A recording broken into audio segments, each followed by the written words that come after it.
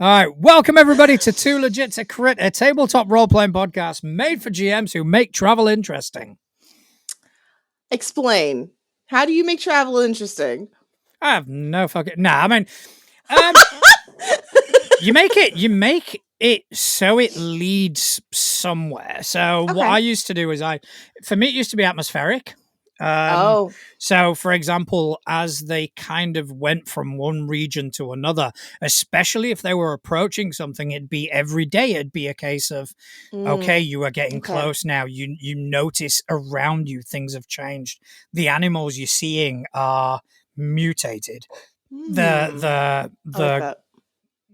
sort of the land is sparse, the vegetation is practically nil, and whatever is there looks like it is dying, and that immediately got people's attention. I don't know why you just made me a Judy Hopps. Dying, death. Well, I mean, it does the job though. It does the job. You're right. Like atmospherically explaining a situation and the change of that is actually smart. It's simple. It's smart. you lean into it. I mean, Yeah. you don't do it day by day unless there's something that needs to be managed day by day. But I mean, the whole blog post I did this past week was about that. Was about, okay, all of a sudden, holy shit, I'm in a combat. I don't know how I got here, sort of thing. I blinked. And that was it. It was just from an actual character's perspective of, okay, we set off, and then all of a sudden we sat around a campfire getting bored to death by a paladin. I had my last bit of travel. My last bit of boring travel, because for me there's like, okay, you're traveling through a haunted wood, you're going through like enemy territory mountains. That's not boring. You're always on edge. You're going, oh shit, what's after us? But it's like, oh, you have to travel across a continent of like deserted wasteland. You got to get creative. And my last one that I had of that, I had one of the characters actually start to slowly lose it, where they were seeing shit that the other party members didn't see. But it, like, I mean, that's fair. but I didn't warn anybody. It was just like, what is it? Like, what's that red rhino over there? Like the what? I mean, I did one where it was basically a hex crawl. Mm-hmm. And I did, like, for the most part, I did something in every hex, and I had like a random table that I'd rolled upon. Some things were nothing, other things were something a bit more important. But even that got tedious. Even that, after a while, got to a point where it's like, oh, fuck me. I can't be doing this anymore. Yeah, I'm actually going to challenge myself the next campaign I'm running, because my current game is one of those situations where my players could choose door A and it could be done real soon, or door B and catch me off guard. And next thing I know, I'm running it for the end of the rest of the year. I don't know. It kind of depends what they do, but I'm getting my next campaign ready just so that I'm not caught off guard either way. And I'm going to challenge myself. I'm going to try and challenge myself to as little traveling as possible. No, I mean, it makes sense. I mean, it's not, depending on the campaign, obviously, but it's not massively complex to just keep the adventure localized in one area. Oh yeah, I've seen it happen so well other places, but like looking back on my own GMing style, I'm like, everything's always epic. Like I do like Tolkien level stories of like, you've got to go here and here and here, and I'm sitting there going, I'm going to challenge myself. I'm going to try and make it as confined, not like, oh, they're not allowed to leave the town, but just try and challenge myself a little. For me, when I did my homebrew, it was all about playing with all the toys in the toy box. Mm-hmm. So everything that I'd read in Galarian lore that I was interested in, it was like, I'm gonna find a way to shoehorn this in somehow. And for that, unfortunately, it required a lot of travel. So we got to go to Mediogalti Island, which is where the Red Mantis assassins live, and we need to get to know them, and then we need to travel here where there's rumors of an underwater Durithrex city. So these are all things that I knew of in lore and just kind of went, I want to do them. So what I did, there were periods of like, you are traveling from point A to point B, is I came up with creative uses of a teleportation system. So, for example, in one of them, they actually went to hell. And they had an adventure in the depths of hell. And when they escaped, they were in another part of the world. The last time one of my characters went to hell, she ended up reprimanding her kind of not official, non-labeled boyfriend, not boyfriend, for having her couple thousand-year-old daughter as one of the like hell harems. Fair enough. So now when everyone's like, "Oh yeah, my character went to hell," I'm like, "Yeah, let me tell you about hell." Like my character went so mama mode. It was supposed to be this really serious, tense moment, I think, and it just turned comical so fast because it was like, "What the hell are you doing with my daughter here?" No, I just basically pulled from an adventure path. I love that though. There's nothing wrong with that. I think it was Hell's Rebels. I just pulled from the last book of Hell's Rebels and went, okay, that's what you're doing. And, they did that, and then they ended up in another part of the world. And then a bit further on, again, they had to do a lot of traveling. And when they got to a point, it was like, right, we are now going to teleport you to the plane of metal. And you're going to have an adventure there. Okay. And then all of a sudden, you're going to get teleported to where you need to be. It just, for me, it broke up the monotony of, yay, another day on the road. Yeah, another day on the road. Unless the road is trippy as hell, like that boat ride in Willy Wonka and the Chocolate Factory. I did a boat ride, and that was trippy. Yeah, we've done. Oh my god, I've done ship races. That was cool. Not on purpose. Like we had this little like sports luxury yacht type ship, and my character was a pirate's a strong word, but she didn't. Formerly was not with the greatest group of people. And she had to outmaneuver a dreadnought, and that was, tell you what, ship mechanics and games. Oh my god, I love it! It's so much fun. I remember because I told the crew, like the people at the table, like our other players, I was like, okay, here's what we're gonna do, and they're all going, no, we're not doing that. I'm like, we're fucking doing it, and they're like, you're gonna kill us. I'm like, no, I've got this. It was fun. It was fun. Ballsy, but fun. But yeah, ships and boats and water. I'm for, and space. I'll get to that in just a second. But first of all, I just want to say a quick hello to. While you mutilate yourself, I want to say a quick hello to the chat. Hey guys, how's everybody going? It's great to see you. Stefan has complimented me on my mug. It's blurry. All I see is shit. It just says. There we go. This meeting is. This meeting is okay. Yes, I love that mug. That's a good mug. When you said you complimented me on my mug, I thought you meant your face. I'm like, oh, okay. Like that's a proper English. You like my mug? Yeah, I don't speak like that. I refuse to speak like that. We rebuke English. So back to the whole ship mechanics thing, because you said you really enjoyed them. What mechanics were you using? I don't know. No, I'm kidding. I've used a couple. So okay. Let me just. I didn't expect.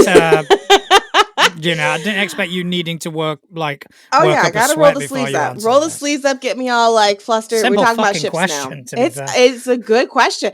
I've done sci-fi where each member is responsible for a part. So, for example, one player was in charge of like hacking computers, like comms, things like that. So they had to roll electronics of their own skills and computer skills in combination with like what level the ship was and how they were capable of doing things. Yeah, Savage Worlds, Connell. And then other people. Which is the answer that I was looking for. Oh. Of course it is. Oh, what was I using? I thought you meant like what kind of mechanics, like how the actual ship. See, you get me all excited for the ship, but yes. No, please, sorry, talk to me about the ship. Tell me about the ship. I'm not going to tell you about the ship. Did it have an aft? Did it have a mast? Maybe it did. But yeah, no, we use Savage Worlds. And what was the other one? No. We've done Savage Worlds once, and then we did. Oh no, they were both Savage Worlds.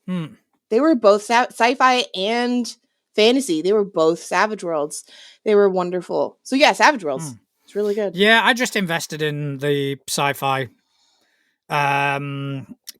companion for Savage Worlds. Fuck, that's a big book. I mean, what was it, like $30 for the PDF? Yeah, that sounds about right. Like that. Yeah, it's a big one. It's a big one. But because the reason I'm asking is because myself and ship mechanics haven't had the best history. Because the ship mechanics that I tried was Pathfinder First Edition, and they were beyond shit. Well, that sounds horrible. Like Anything First Edition. Not even necessarily an opinion thing. If you go and look for Skull and Shackles for Pathfinder First Edition, everybody goes, ship mechanics were fucking awful. First Edition anything for me feels rough. Like, I don't know. And not bad, but rough. But that's literally everybody that I've talked to that has made successful games or has made multiple games are like, yeah, your first time out, it's going to be rough. It's just going to be rough. So I don't know. I mean, yes, Stefan, yeah, they're terrible. Pathfinder First, I mean, obviously it was an extension of 3.5. Right. So, you know, it's dated. It's not relevant. It hasn't kept up with the times and people's play styles. Yeah. And it is very much a broken system. Yeah. But the ship mechanics, I want to play notably bad. My brain just did the thing. Oh, Golden Lasso Games does this ship, a sci-fi. Yes, we did cover that. Yeah, I really want to play hers. Her ship mechanics look fantastic. Like, I really want to play hers. So, I can't remember the name of the game, but I remember the name of the company. Golden Lasso Games. It's my girl right there. So, speaking of games, what did you get up to this past week? Did a couple of things. I played Level Up 5e, which our campaign is so good. It's so funny because like we have these opportunities to play all these like offshoots mini games that are all involved in the same universe, but we all love our characters so much and the stories so much right now that we're all like, no, we just want to play this. Let us play this. It's good. It's my Warlock game. I'm having so much fun playing a Warlock who has no freaking clue who her patron is. Like, and it's not, I'm a warlock, let me be woody hoobie hoo. Like, shit happens. It's like, what the fuck? Like, how do we not stop this from happening? Like, I don't like this. So it's really, really, really fun. What does the Warlock do again? No. You can go back and put it on repeat. And then... It's gonna be a clip. It should be a clip. Hoobie hoo, I think it was. There we go. But our second game we played this weekend, we got to play Covenant Crucible. Made me so happy. Always. It was so good, and we managed to broker a little bit of a turf war. Break a turf war between a gang of weregeese and wereraccoons. Okay, I can't. I'm invested. I was trying to do it without smiling. I can't. It was so much fun. It was great. It was so much fun.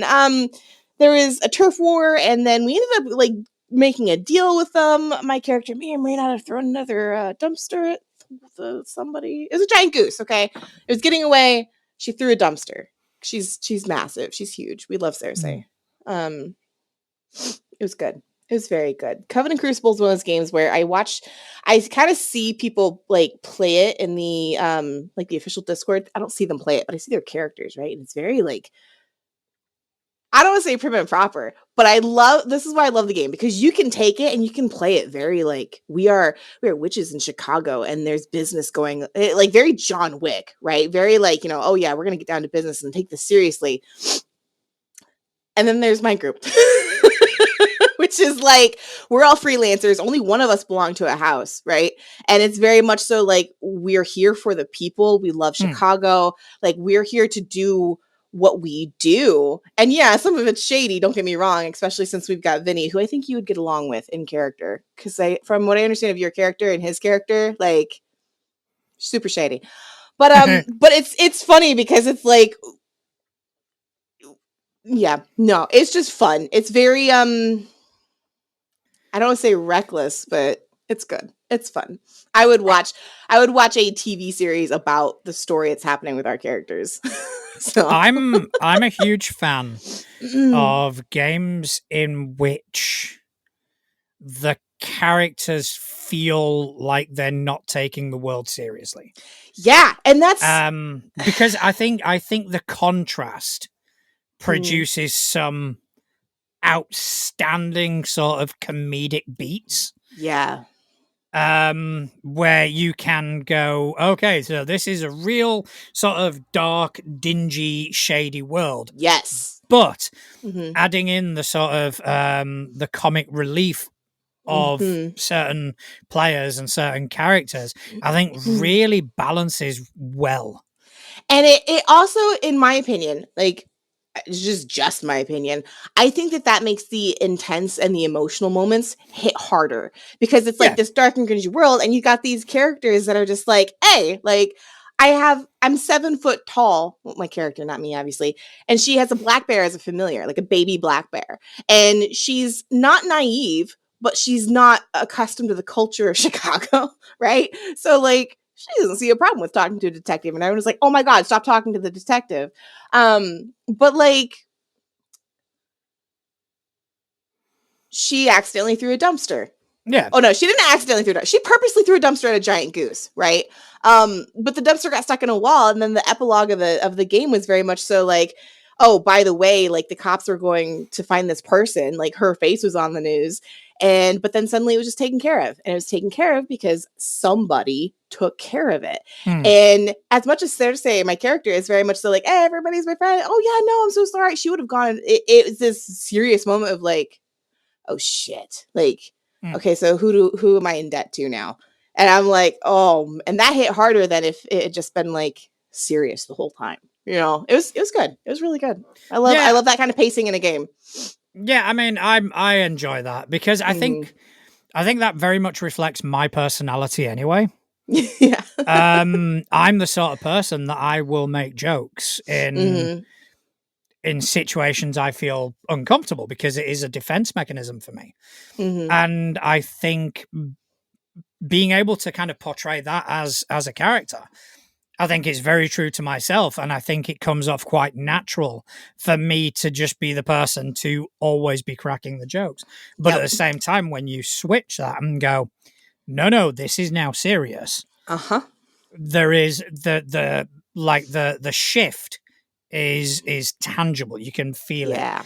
Oh I yeah. mean, in Couch's Fabula game, we don't take fucking anything seriously, No. but my character is intense. Yeah. Edgar is an intense character, Mm-hmm. and he'll go from being the sort of prodding, sarcastic type of person to now you fucked me off, and you are going to know about it. Mm-hmm. And you know, we have those moments where it's like Yeah. all fun and games up to a point, and every character has that where Yeah. they have that level of chaotic sort of inclination, but then all of a sudden, bang, it's Mm-hmm. okay now. Yeah, this has definitely changed the tone, and I do enjoy that. I'm not gonna lie, I've used that. I've used that against my players before, like as a player myself, where I played a very young, very, very naive at that point. Super genius was my character, Mm. right? And nobody took her serious. Like, yeah, she's a super genius, but she's 17 years old. Like, what does she know about life? And I was very much so just kind of like, why can't we all get along? Like, we're all friends here, and very, very chipper and very wonderful. And then in character, one game, like she was just absolutely distraught. I don't remember what happened, to be completely honest, but I was like, we need a reaction from people in character. And I just started crying, like literally Mm. actually crying. And oh my gosh, it was so funny because one of our players who sometimes can disconnect from a game, he completely zeroed and zoned in. And he's like, no, we're fucking this person up. Like they made Piper cry. Like this is serious. No, And but I I mean, was like, it works. we had that in something similar in our Pathfinder game on Monday. Oh yeah. Again, we've only just started, so my character is very much inspired by the League of Shadows Okay, yeah. sort of character, Mhm. but a lot more diplomatic, or at Mhm. least that's what's been seen so far. And there were some things that happened where buttons were pushed, and one of the party members, Misfit's character, the night previous, gone into town, gotten into a scuffle, and didn't fare too well. And so, obviously, when my character finds out about that, it's more of a case of I'm going to be right back, Oh. and that changed that shifted Yeah. the sort of the atmosphere at the table of kind of going, Mhm. oh fuck, something's going on. And Yeah. it had an effect on everybody where we were, okay, we are here to do a job, we're going to do the job. Yep. And we've kind of found our footing of, we are not heroes, we are not Yeah. the good guys necessarily, Right. we do our job. Yep. Yep. So we have, like, it was a really fucking cool session where there was a lot of role play, a lot of character development. I love that. I love that so much. And that's actually the game I'm going to tonight. That's the vibe. We're not heroes. We are literally childhood friends trying to get a job done. And I think we pissed off our GM one time because he very clearly was like, "Oh, damsel in distress, can you help me?" And our entire group was like, "No. No, that is high risk, not enough pay. We are not doing that." And you could see he was like, "But damsel in distress." And we're like, "No." And he had to pivot so hard fast. It was like, we're not doing that. But I mean, like my character in this game, she is a warrior. So Yeah, everything that's she awesome. does is tactical. Mm-hmm. Yeah. So when she went to the tavern, she didn't go engage. She went and started speaking to the tavern owner and kind of going, oh, just give me information about this person. Yeah. What do they look like? Where can I find them? How many people are surrounding them? And it was more a case of, I'm going to hit him. It's going to be a hit at this point. Yeah. And it was a great fucking session. And then on the Wednesday, we got back into Delta Green, where the paranoia's ramping up. Oh no. Something fierce. And just kind of watching them slowly start putting pieces together and start kind of finding the strange where initially there was none. Mm-hmm. Is just glorious. And we're getting back to it, not next week because I'm away, but the week after, and I cannot fucking wait. It'll be good. Awesome. Other than that, Abomination Vault, I realized how close we are to the end. We're kind of in like your game where it's like, if they go left, we're at the end. Yep. If they go right, we've got 3 more sessions. Right. Yeah. So I've just said to him, right, we're not playing until we get a finale date, and we'll do it in one go. Okay. So that's gonna be impressive. Yeah. So I mean, to be honest, I can smash it out in 5 hours. Some good stamina right there. I mean, I'm not a young man anymore, Atlas. Sorry. Door wide open. Door wide open. I'm not going to knock on the door, but if you leave it open, I'm going to walk through it. Yeah, but the thing is, it's not through choice. It's like, I'm an old man. It takes me a while. What's the average game length for you? Sorry, how long do you run your games? Like that is I mean, 4 to 5 hours is reasonable enough. What happened in the world for that to be the average? Because I feel like everybody's game is about 4 hours. Unless it's D&D. like a minimum one-shot type thing. D&D happened. But like, that's so vague. That's your answer. That's your answer. Why? Because why 4 hours? Because there's so much involved with it and there's so much prep that anything shorter feels like a waste. You know, to play it, and again, we're going to go down the whole, we don't play it like that. That's not what I'm interested in. D&D out of the box is played a certain way. Same as Pathfinder says 3.5. There is so much prep involved. No, I get what you're saying, but like, then explain how these one-shots are going 4 hours that have no prep work in them. Because there's still prep work, whether you believe it or not. You know, Pathfinder Society. I'm not talking about those. I'm talking like, I'm seeing people do these like that's a one-shot. Inns, like the hotel things, or like, you know, the Thirsty Sword Lesbian thing. Like literally any like size indie or big, it's like 4 hours. Other than I take that back. Oh, what was it? Thirsty King Hungers? That one flat out says like, oh yeah, you and your friends can smash this out in an hour and a half. And I'm like, that's cool. I like that. But it is because that was the D&D and the 3.5 that booked the trend. That's so weird. And now it's just kind of part of the zeitgeist to kind of go, well, to be honest, if you think about it, taking away online play, if I'm going to go somewhere, if I'm going to leave my house and go to a friend's house and get set up and play and then come back, if I'm only going there for 2 hours, it's a waste of my fucking time. You know, if I'm going to go, fair. I want a decent amount of time. I mean, obviously now that everything's online, Even stuff like D&D prep and Pathfinder prep is a lot shorter. So you can have longer sessions because you don't have to account for travel time or setup. Because our Covenant Crucible game yesterday, that shocked me. We played for 2 hours. I mean, plus chit chat, it was probably, well, no, because it took us forever to start because we were chit chatting. So when it leaked over, we only played for 2 hours. It felt like longer. And I don't know if that's like kudos to Stefan's GMing that like he got all of that slammed out in only 2 hours because it was so much fun. And it was so good. But like, at the end of it, I was shocked. I'm going, I've never played a game in 2 hours and felt satisfied. Like, I was like, how did that happen? Like, what black hole did I just step through? Like, it was weird. But also, going back to the D&D sort of, you've got to remember that combat in those systems is very much 6 seconds per round. Gotcha. So if you go into a combat, let's say 6-7 rounds, 5-6 rounds as an average. All right. How long does it take each round? Unless you've got a bunch of players which are very much on the ball and kind of going, I do this, I do this, I do this. You can fly through. Other than that, like I said, again, for games like that, totally get it. I get what you're saying. I agree. I'm just baffled by like, I'm going to call them the simple games where there's like no combat and it's all narrative. How those take 4 or 5 hours. I think it is just a zeitgeist thing. It has just, to be. We've gone from there being one main popular system. Yeah. Other than obviously the World of Darkness, because that's always kind of been paralleled. But,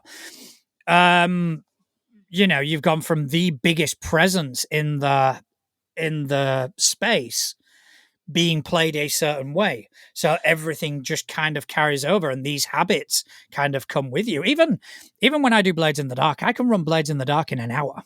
Yeah. And have just as much content and just as much satisfaction as if it was a 3 to 4. But I extend it because that is the expectancy. That is... Yeah, and that's actually, was it Connell brought up in chat? I don't know, but chat said it. Like, I was reading, like, in person. They said, it's funny because I actually remember this. I'm not even that old into playing games, but I do remember this. Like, it was a social event, like people coming over to the house and there's food and there's snacks and there's hangout. And like what you said earlier about it being something you kind of expected to be there for a long time.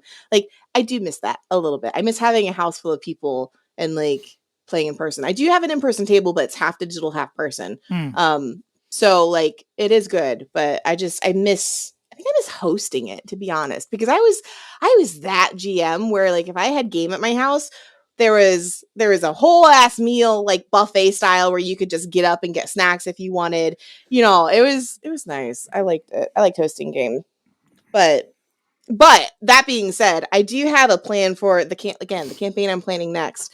I'm gonna do a speed game where how we talked about doing a timer for like, okay, I'm gonna do that. And what I'm gonna do is it's gonna be a maze, and this won't ruin anything for my players listening, but it's a maze and it's a timed maze. And the reason we're going to time it, or the reason I'm going to time it, is because it's very much so detrimental to their like survivability. Like they have to figure this out. You have this much time. You're like, oh, well, what if I'm like, just do it. You either do it or you don't. Like you have to think in character and stay in character. And I'm going to see how that goes. It could be an absolute disaster. But you've got to try these things. You do have to try these things. So I do want to kind of move on because I think this next part is going to give us quite a bit to talk about. So I posted a question of the week, as I do every week. This time, it wasn't so much... it wasn't as jovial and it wasn't as sort of fun as some of the questions have been. This was a bit more on the serious side. Yeah, we haven't had as many responses, but I think because of the responses, I think it's something that we can definitely kind of delve into a tiny bit. Chew out. So chew in, take a bite of. Eat out. Masticate on. We'll masticate on it. Yeah, we'll eat out. Anyway, so I basically asked what player red flags have you encountered as a GM, and how did you address them? Yeah. So we're going to start with Michael J. Pastor, who is over on Blue Sky. Love it. His red flag is gotcha players. They're the players who find an exploit or combo in the rules and they keep it secret from the GM until they're ready to blast it to derail the game. Optimizers, the good variety, don't go for the gotcha moment. Have you ever encountered that? Have you ever had that? I need an example, to be completely honest, because I'm saying I don't even know what that would look like. Like, what? Like, So I think what sorry, this... like I don't even. My brain can't even like got you to the GM. Like, I think there is a habit of certain players and certain GMs to be adversarial. All right. Oh, we've talked about that. Yeah, we have talked about that, but this is not. We're not discussing this particular thing. No. So with that, you do have side effects to how certain players plan. So they will get an ability, and we'll take D&D as an example. They level up, they get an ability, and they see this ability and they see it as a way to kind of get one over on the GM. Now, certain abilities are hugely overpowered. More so like in sleep. the 3.5 sort of Shadowlight and Persona sleep. So more so in like the 3.5 sort of iteration of the games, where balance wasn't something that the authors really kind of focused on. So there would be these abilities where all of a sudden the GM would try something, and Couch will always tell this story of our friend Scott, who was running a game for us, and basically said, okay, so you have to travel from point A to point B, and this point B was hundreds and hundreds of miles away. And Couch, not necessarily in the spirit of what this person is talking about, but Couch bypassed that entire travel by using Windwalk, which he cast upon us, and we were able to kind of essentially bypass maybe months worth of game. Oh, wow. So what this person is kind of pointing out is players who kind of purposefully look for that. Gotcha. Who kind of purposely look for that fuck you to the GM. I have not encountered that or experienced it, either my current table or my previous tables. I have experienced it in fucking Magic the Gathering. I used to play Commander, and there's someone that I played with that she's just fucking. I just makes me angry when I think about it. But yeah. But I mean, that's a prime example, and that kind of highlights for me similarities between Magic the Gathering and D&D. Oh yeah, I mean, where you've got, you instead of cards, you've got abilities. So what you do is you find a way to loop those abilities. Connell just posted in the chat that the best example he's got is his late friend Lang. He took a bunch of random feats and multi-class stuff, seemingly random, only to find out he did it to create a broken dragoon leap. Oh, so shit. plus 30 to jump something. Ever hit like double damage because it was technically a lance charge or something like that. Oh, wow. So basically he and don't get me wrong, in the systems where system mastery is rewarded, it's great fucking play. I think having the intent of screwing over the GM, definitely that's a red flag player, hands down. Flag for me. Yeah, I agree 100%. Thanks for explaining it, because there's like gotcha moment for the GM. I'm like, why are we getting the GM? My brain was just like, wait, what? But no, that would be an absolute red flag. Like, I've come up with clever ideas during game where I'm like, oh wait, can I do this? And the GM's like, oh shit, I didn't think about that. Yeah, but like, it's in the moment. It's always in the moment, and I'm like, so that's no, not a fan. Yeah, and I agree with Stefan in the chat saying it always takes away from the other players. 100%. No, icky. Nope, red flag. Okay, red flag guy. Nope. So next red flag. Over to threads. Our next red flag is from Tim's Hermitage, who, very simple, very straightforward, disrespecting others at the table. Yes, it can and has gotten people banned from my table. Absolutely. Say no fucking more, man. Yep. 100%. Like, say no more. Yeah. I can't even begin to. That scratches a raw spot for me because I'm actually dealing with like some ghosts from the past in regards to gaming for that exact issue. But like, no, just absolutely untolerated. I actually in my Discord server, I even have that. It's like, hey, like we are here for kindness. We're here for we can joke around, whatever. I don't give warnings. Like I don't give it. Okay, that's a slap on your hand. Like if there's a absolutely disrespectful, like blatant thing, you're gone. Like I know that sounds kind of cruel, but like I have no space for that. No, like nope. Okay, so the next one is from our very own Connell. This one I could not agree more with. Perhaps the biggest red flag I encountered a couple of times really was men being unpleasant to women, whether it was talking over them or belittling them or treating their game as a dating site. It's always terrible. I'm ashamed to say I haven't always handled it best, not wanting to white knight by stepping in to handle it for the targeted women. Now I try to address it immediately, though. I've honestly mostly avoided that type of person since. It's a fucking problem. It's a problem. I understand women are independent and I understand that we're strong and we can take care of ourselves. If you as a man see that shit at the table, shut it down. Yeah, speak up. Not because it's your responsibility to fend something off for that woman. It's, in my opinion, a man's responsibility to hold other men accountable if they're in the same hobby together, especially. Like 100%. I get a little feral. I'm gonna no, but you're absolutely right, and you're absolutely right to get to have that affect you, because thankfully, I will say this: thankfully, I've not necessarily seen it at any of the tables I've run, because a lot of the tables I've run were society games, and society is very strict on this is how you fucking behave at a table. If you're not going to behave at this table, fuck off. Basically, So everybody is there a lot more careful. But I can see it happening. Yeah. I can see it. That's 100% happening. We had such a toxic table at one point in our lives together. Like we had that situation. It's probably why he brought it up. I'm sure he's seen it in other because he's, you guys are old. You've been around a long time. We are old. But like, no. We're 5-hour climax old. I mean, hey, if you get there, you get there. Like that's a lot more than some people can say. That is true. Yeah. But no, like it is I normally get there after a nap. Oh my God, a nap sounds so good. But I have a date with a bunch of right. Back to your thought. Back to your thought. Back to my thought. I don't remember what my thought was, but no, like it's not white knighting. It's not you stepping in and being a prick. It is literally just keeping human beings accountable for what is acceptable behavior and what is not. To be fair, in my case, it would be me stepping in to be a prick because I just enjoy doing that. That's fine though. If people know you, they know that.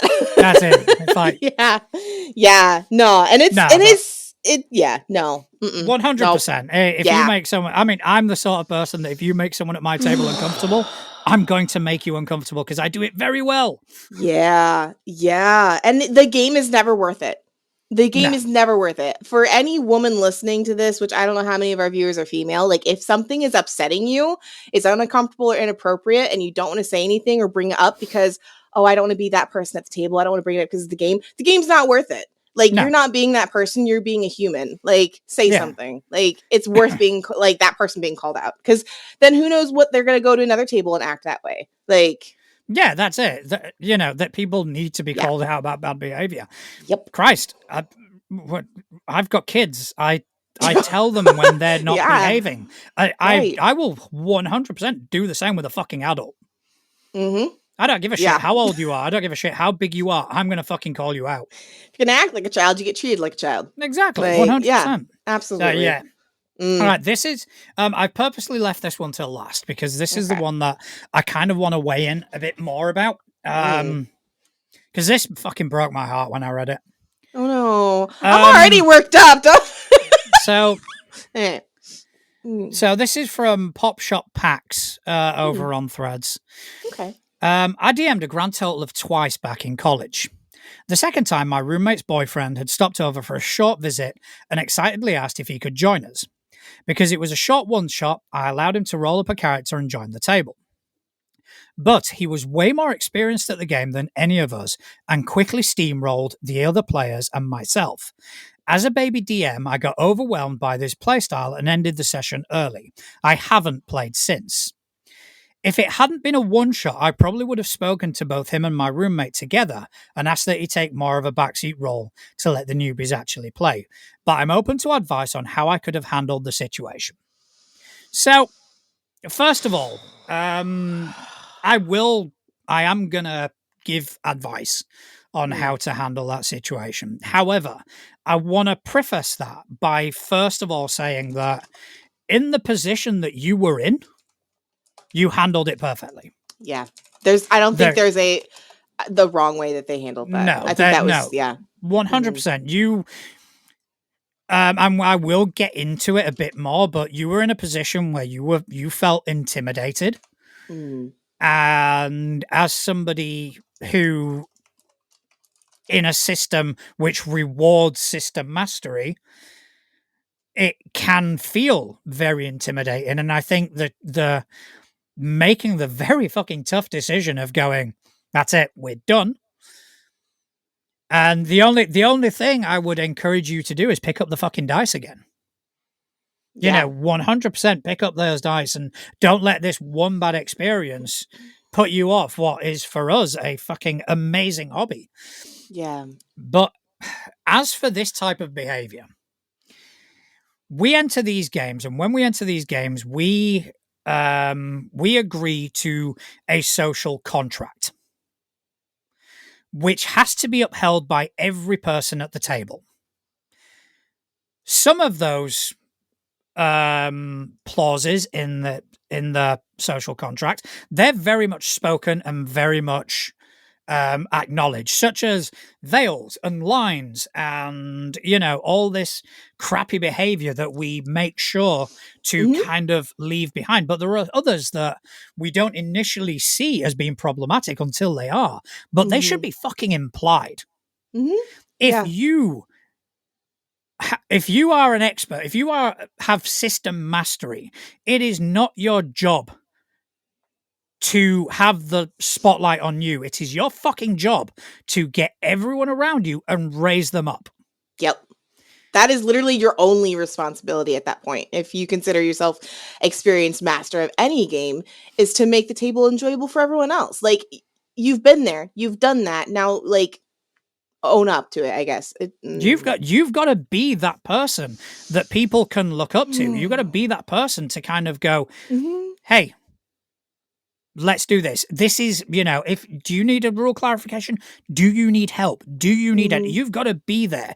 And then when it comes push to shove, instead of doing the fucking, I combine this with this and I move this, it's just a case of, I'm going to stand back and take my shot and just let players fucking play the game. Let people enjoy what you've been privileged enough to fucking enjoy for so fucking long.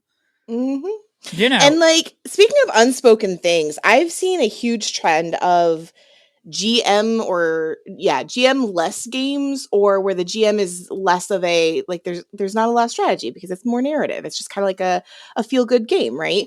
Or, you know, the players are part of the storytelling. That's cool. That's fine. Group project. If that's your boat, that's fine. Still respect the GM.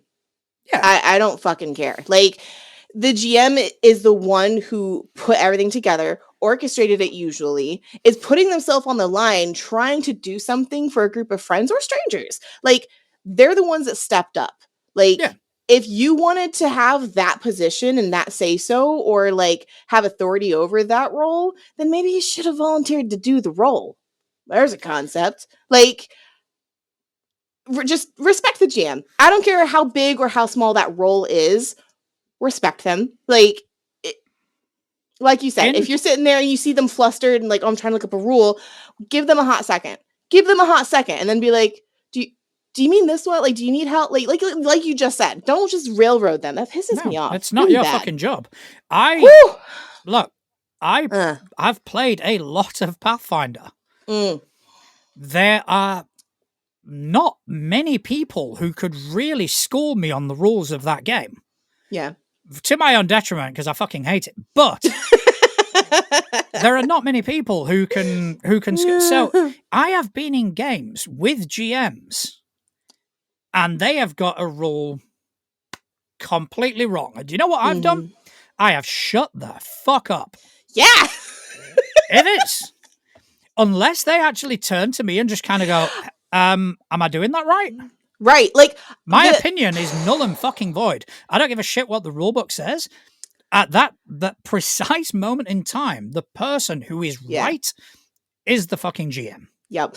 I joke about it all the time, but this is the prime example of the actually, and I don't tolerate actuallys at my table very well. Now, if it is like I just absolutely botched something and I'm unaware of it, and they're like later it's kind of like, did you mean to do that? Like I'm like, oh my god, no, thanks for catching that. But like, no, like don't actually the GM, and also don't backseat drive the car. Like play, just ride along.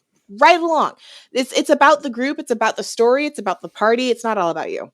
Yeah, I mean, you chose to be a fucking player. Be a fucking player. Yeah, that no. So again, very long story short, Pop Shop, you handled that very well. Yeah, pick up the dice, play again. Don't let one asshole ruin your entire experience. Like, and if you want to come and join us, come and join us. Either our Discord or Atlas's Discord. Yeah, we will play games, and there's games going on. You are welcome to join us. All right, just don't let it ruin what for me has been a fucking life-saving hobby.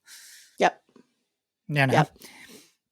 So speaking of plugging Discords and whatnot, if you want to help us out, feel free to go to our Ko-fi page where you can give us a one-time donation. You can sign up to our $3 a month tier, which will give you access to the Traveler's Chalice, which is our own little slice of paradise where we, sometimes we go off the rails quite a lot. Sometimes we talk a lot of shit, but other times we do talk about the general direction of the show and things that we want to see and things that we want to do with our supporters, and their input is massively valid.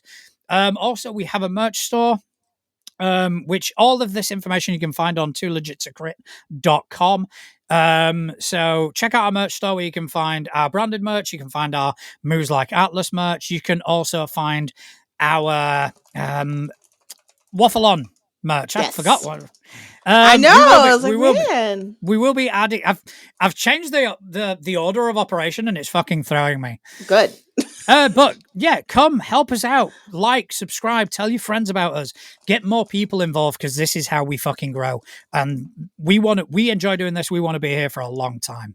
But also, I want to give a big shout out to our partners, such as 13th Moon Games. It's a family-run indie game company out of Wyoming, USA, that created the tabletop role-playing game Covenant Crucible. It's a game of modern-day witchcraft. If you can imagine the John Wick movie and the last Witch Hunter movie got together and had a really pretty baby, Covenant Crucible would be it. You want to learn more and interested in joining the official Discord? Check them out at 13th Moon Games on Instagram. Also, step into a universe where fandoms collide. Welcome to Crossing the Nerdverse, your ultimate portal into all things geeky and glorious. Whether you're into comics, gaming, or sci-fi, we've got you covered. Discover exclusive interviews, epic debates, and insider tips from your favorite creators. Join the adventure at crossingthenerdverse.com. .com. I like to land that .com. You do. It's so aggressive. .com. Not cum. No, com. But your accent makes it. There's Bella. My ride is here. I don't. No, it's not .com. Atlas. That's another website entirely. Okay, that is another website entirely. That's for 13th Moon Games. No, I'm kidding. Hey, Stefan is a sexy motherfucker. Listen, that clavicle. Were you there for that? No. Did I miss a Stefan clavicle? You missed a Stefan clavicle. It was pretty great. Man, I'd have had to start my 5 hours ejaculation. The best part too is his lovely, lovely, lovely partner in life, Roach, was there. We didn't see her. She was off screen and we didn't know it. So he's got his earbuds out and we're all joking with him, like, oh, look at that clavicle. And I couldn't figure out why he was blushing so hard. Now I'm like, oh. To be honest, I've never seen Roach on camera either. I think it might be might be a Charlie's Angel thing. I have once. It was like a magical moment. It was, I'm working on a project for them. And he's like, oh, let me go get, the Roach and the Art Gremlin over. I'm like, okay, yeah. And lo and behold, on the screen, real living, breathing. I'm like, oh my God. I got real nervous. I got real shy. I was like, oh, don't fuck this up. Don't fuck this up. I can imagine. For me, it'd be like meeting royalty. It'd be like, right? Hell. Yeah. You know. No, we love that entire family. We do. They are some of the most amazing people that I've ever had the pleasure to call friends. And, you know, they come up with weregeese. Yeah, I mean, come on. Who doesn't love a weregeese? Gangster weregeese in Gangster Chicago. weregeese. Isn't that a Coolio song? It should be if it's not. It really should be. So, anyway, every week I go through my ever-growing collection of PDFs. And I pick something. The PDFs. PDFs. I pick something to take a look at. And that collection grew exponentially during last week as a group of Spanish role players who are located in Valencia, where there was a disaster that happened a couple of months ago with a torrential rain, and it wrecked people's lives. So they have put together a bundle of 771 PDFs. And yeah, fuck it. I went all in and I bought that. Yeah. So yeah, I think I must be crossing the 2K mark. Probably. With how much. So I'll never get around to playing all of them, but this one, I fucking will. Because not only does it look fucking awesome, it's also forged in the dark, which really, really is my thing. You like some forged in the dark. I do like me some forged in the dark. I like forging in dark and all those cool things. So this one, I'm going to bring up their website now before we actually get into the book itself. This is called Bump in the Dark. So what they've done, they have taken the Forge in the Dark mechanics and they have applied it to a Monster of the Week kind of game, which yes, I'm aware there is a Powered by the Apocalypse Monster of the Week, which is fantastic. By all means play that. But if you're like me and do like a bit of Forged in the Dark, check this shit out because it looks fucking phenomenal. So you're located in the real world in 1994. I think it's in a fictional town, and you are part of a pact. And this pact is a group of hunters, and you go ahead and you go and face your monster of the week, a la Buffy the Vampire Slayer, Supernatural, and all this. And so it's less about heist, it's less about that sort of angle that Forged in the Dark games normally kind of lean on, and it is very much about just going and hunting things, and it looks absolutely wonderful. I've started reading into it. Good. And let me just bring up the other screen now of the actual game, and it is fantastic. It is by Last Pine Press. You can find them on Blue Sky, so go give them some love. I just like the name. Last Pine Press is so cool, and it works for this kind of game, especially like the Monster of the Week game, which this system has been inspired by, but they used Blades in the Dark. So. For me, it's taking a great system and a great concept, using a system that I really fucking enjoy. Yeah. I'm 100% going to play this. Yeah. And I already know how to implement it, which is fucking amazing. But I can't do that because spoilers. Oh, that's rude. For my players. But that's rude. It's going to be part, because I'm doing this world in which every season will be a different theme entirely. Okay. So we're starting with a cyberpunk where I'm going to be using Hack the Planet, which is a Forged in the Dark game. And then I'm going to move on to other Forged in the Dark games, but with different settings, as it were. Okay. And I've got a way to make them all kind of connect and work. And this is going to be part of that. So with this, that'll be now 3 seasons I've got sort of loosely planned. Interesting. Okay. So yeah, let's go back to That's the thing. So again, it uses Forged in the Dark.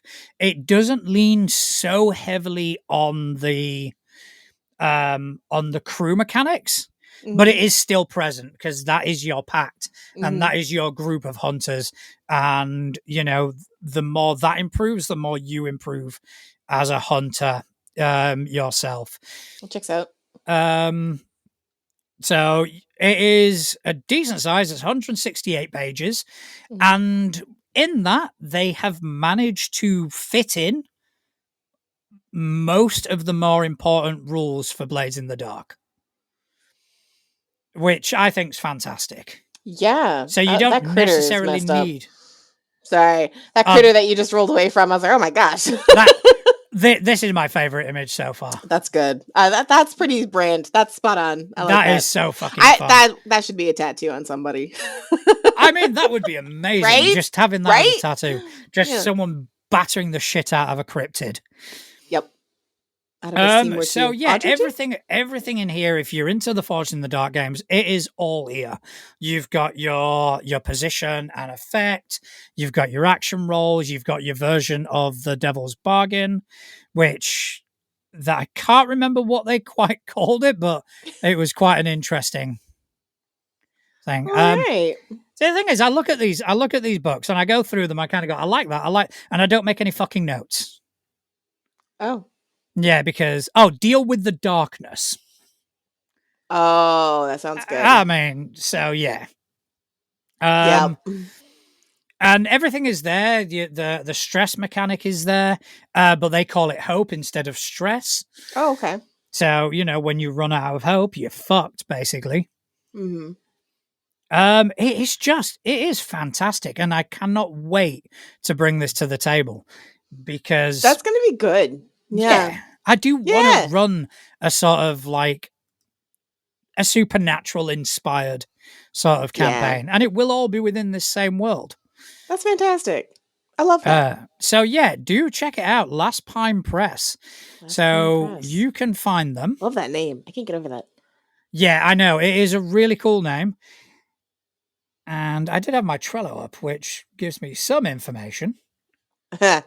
Because you know me, I'm a pro. So you can find them on Blue Sky. The person I dealt with is Jex Thomas at lastpinepress.com, and you can find all their stuff at lastpinepress.com. They've got a lot as well. They've got a lot of, and I can see that they've submitted to a lot of bundles. Oh, I love that. Yeah, I love giving back to the community. Yeah, it is great. These guys are doing great fucking work. Check them out and check out Bump in the Dark. So yeah, that is my pick for this week. John's junk for this week. I'm going with Juan's junk. Juan's junk. Juan's junk. I don't know if it rings. Juan's swunk. No, that's worse. That's worse. That doesn't work. Because Wanderings wasn't too bad. Juan's Wanderings. Good Lord. Say that 10 times. No, just Wanderings. Just Wanderings. Doesn't have to be Juan. It just be Wanderings. Wanderings. I do like that. I think people are watching this and kind of going, what a narcissistic prick. Everything's about him. Well, yes, it fucking is. I mean...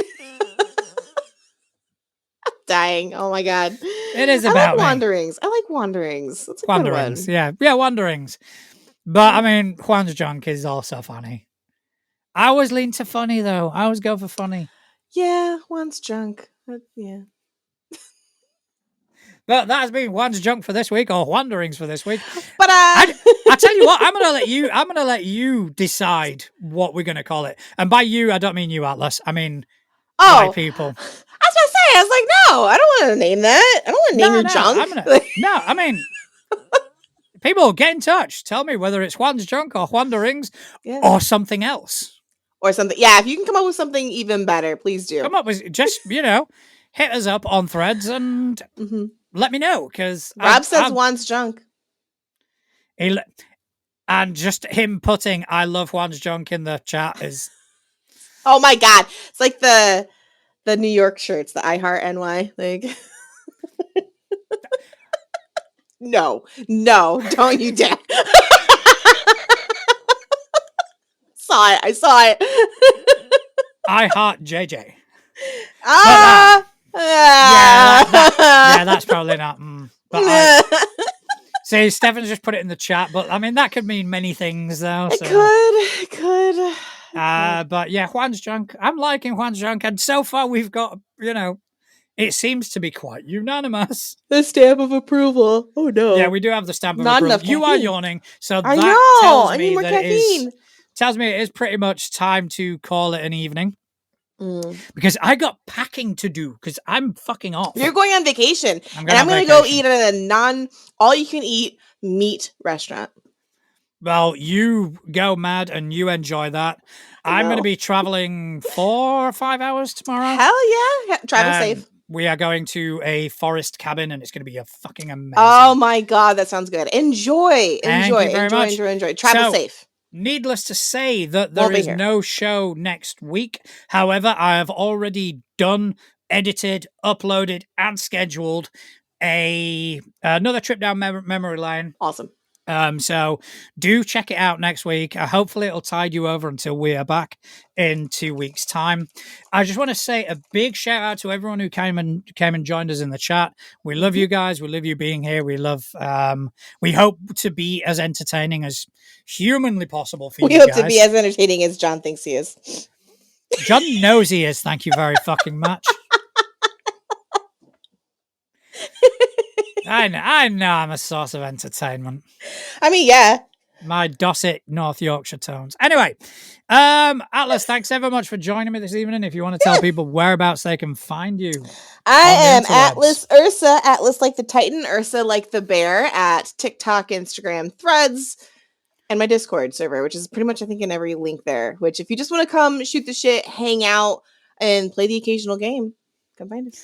Okay, so as for me, you can find me on TikTok, on Instagram, on Threads, on Blue Sky, on Facebook. I'm either too legit to crit or at natural.juan. So just come and interact, come and chat to me. I want to get to know people in the community, and I hope you want to get to know us as well. And if something is said in any of those accounts that pisses you off, don't blame Atlas, blame me. Nope. I live for that sort of shit. And most importantly of all, I just want to thank everyone who took time out of their busy day to come along and listen to two idiots waffle on about tabletop role-playing games. Thank you very much. Good night.